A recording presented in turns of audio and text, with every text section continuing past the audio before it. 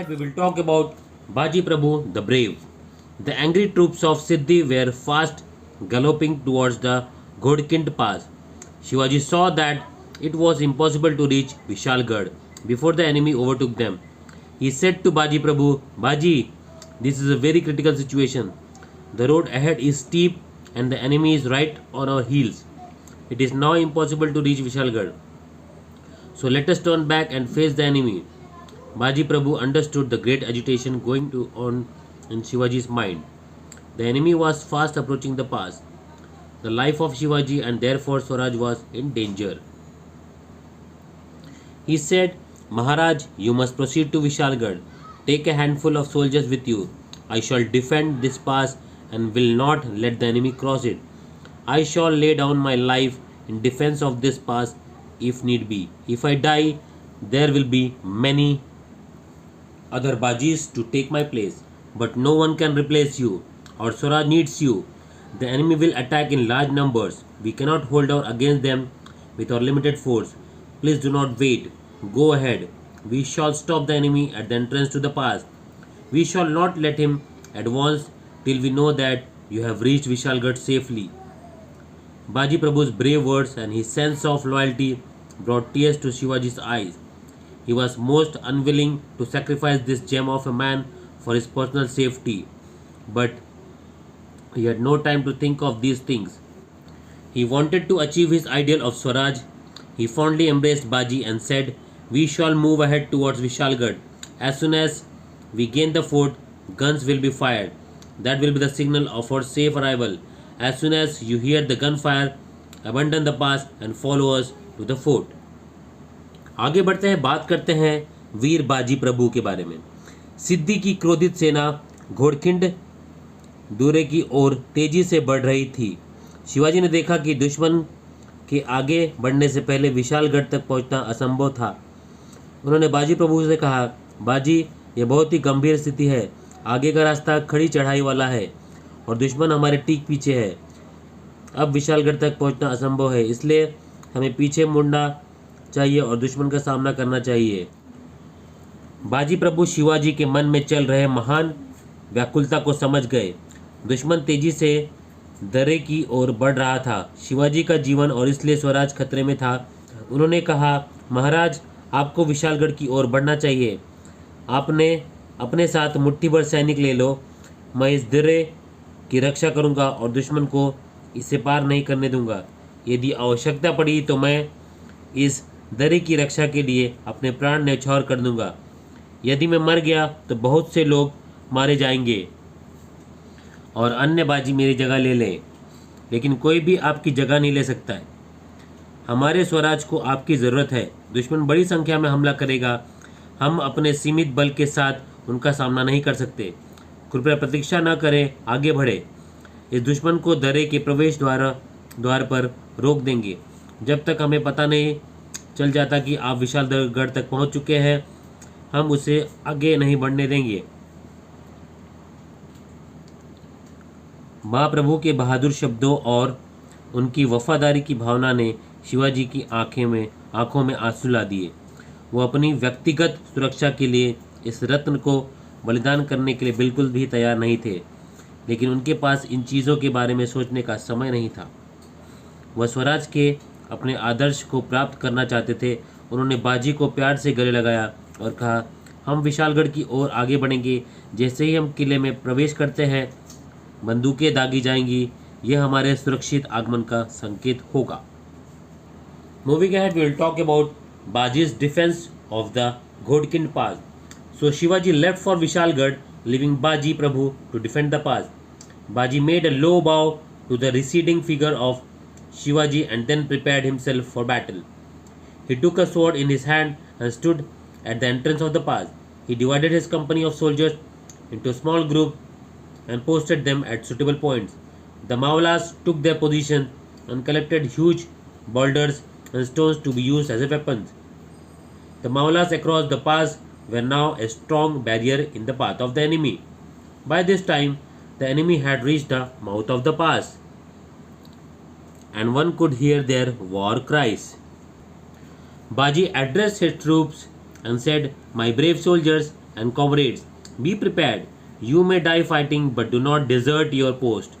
Do not allow the enemy to conquer the pass, no matter what price has to be paid. So Baji Prabhu and his Mavlas stood at the mouth of the pass, firm and fearless, awaiting the enemy. The pass was difficult to cross, there being only a narrow and a zigzag passage across it.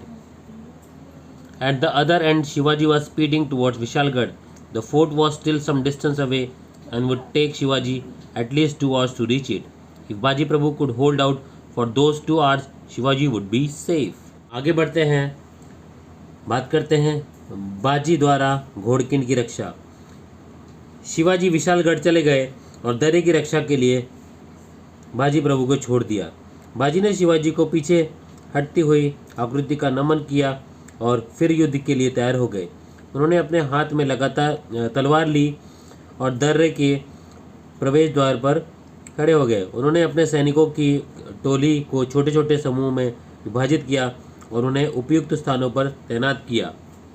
मालाओं ने अपनी स्थिति संभाली और हथियारों के रूप में इस्तेमाल किए जाने वाले बड़े बड़े पत्थर एकत्र किए। दर्रे के पार मावल अब दुश्मन के रास्ते में एक मजबूत अवरोध थे।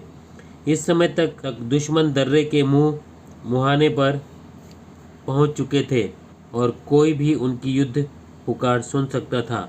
बाजी अपने सैनिकों को संबोधित करते हुए उन्होंने कहा, मेरे बहादुर सैनिकों और साथियों, तैयार रहो। तुम लड़ते हुए मर सकते हो, लेकिन अपनी चौकी मत छोड़ना। दुश्मन को दर्रे पर कब्जा करने की अनुमति मत दो, चाहे इसके लिए कोई भी कीमत चुकानी पड़े। इसलिए बाजी प्रभु और उनके मावल दर्रे के मुहाने पर दृढ़ और निडर होकर खड़े हो गए। दुश्मन का इंतजार कर रहे थे। दर्रे को पार करना मुश्किल था, क्योंकि इसके पार सिर्फ एक संकरा और टेढ़ा मेढ़ा रास्ता था। दूसरी तरफ शिवाजी विशालगढ़ की ओर तेजी से बढ़ रहे थे। किला अभी भी कुछ दूरी पर था और शिवाजी को वहां पहुंचने में कम से कम 2 घंटे लगेंगे। अगर बाजी प्रभु उन 2 घंटों तक टिके रहे तो शिवाजी सुरक्षित रहेंगे। Moving ahead, we will talk about the Battle of Ghodkin. By now, the enemy was at the mouth of the pass, where a fierce battle was in progress. The Mavlas, who were adept at the use of the sling, harassed the enemy with showers of stones and bounders from the hilltop and killed many of them. The first batch of the attacking troops withdrew in confusion. Another batch took their place. Baji Prabhu urged his troops into the attack. The Maratha war cry, Har Har Mahadev, echoed to the hills, and the brave Mavlas cut down the enemy troops in the fierce and desperate attack. Through the din of battle, they heard their captain shouting encouragement to them. Bravo, my lads, go ahead, attack and destroy the enemy. The second batch of the enemy troops were also defeated. Shivaji was by now almost at the foot of Vishalgarh. Vishalgarh was also besieged by the enemy. Shivaji fought through the ranks of the besieging troops and was on the last lap of his ride to safety. आगे बढ़ते हैं, बात करेंगे घोड़किन का युद्ध। अब तक दुश्मन दर्रे के मुहाने पर था, जहां भीषण युद्ध चल रहा था। गोफन के इस्तेमाल में माहिर मावलों ने पहाड़ी की चोटी से पत्थरों और शिलाखंडों की बौछार करके दुश्मनों को परेशान किया और उनमें से कई को मार गिराया। हमलावर सैनिकों का पहला जत्था उलझन में पीछे हट गया। दूसरे जत्थे ने उनकी जगह ले ली। बाजी प्रभु ने अपने सैनिकों को हमले के लिए उकसाया। मराठा युद्ध का नारा हर हर महादेव पहाड़ियों में गूंज उठा और बहादुर मावलों ने भयंकर और हताशाजनक हमलों में दुश्मन सैनिकों को काट डाला। युद्ध के शोर के बीच उन्होंने अपने कप्तान को उन्हें प्रोत्साहित करते हुए चिल्लाते हुए सुना, शाबाश मेरे साथियों, आगे बढ़ो, हमला करो और दुश्मन को नष्ट करो। दुश्मन सैनिकों का दूसरा जत्था भी पराजित हो गया। शिवाजी अब विशालगढ़ के करीब पहुंच चुके थे। विशालगढ़ पर भी दुश्मनों ने घेरा डाल दिया था। शिवाजी ने युद्ध किया। वो घेराबंदी कर रहे सैनिकों की कतारों के बीच से निकल चुका था और सुरक्षा की ओर अपनी यात्रा के अंतिम चरण में था। Moving ahead, we will talk about Baji the Brave. In the meantime, the battle at the pass continued unabated. Enraged at the defeat of his first 2 attacks, Siddhi Masood organized and dispatched a third batch of troops against Baji Prabhu and his brave men. They surrounded Baji Prabhu, who fought with great courage, though wounded and attacked from all sides with his body covered with blood.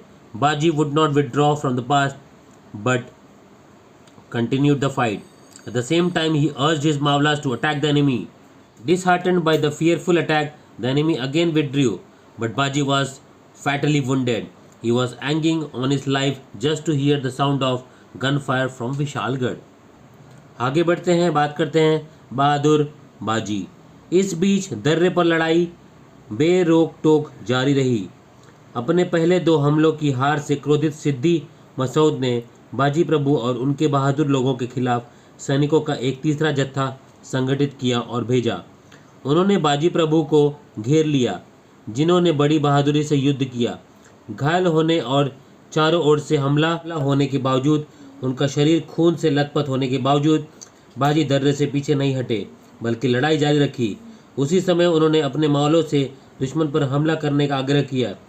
भयानक हमलों से निराश होकर दुश्मन फिर से पीछे हट गए, लेकिन बाजी घातक रूप से घायल हो गए।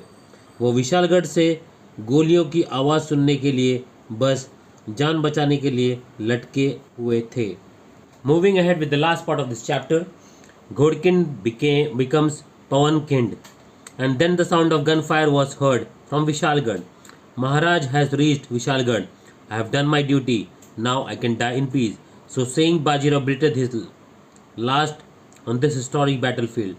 When Shivaji heard this news on Vishalgarh, he was greatly grieved.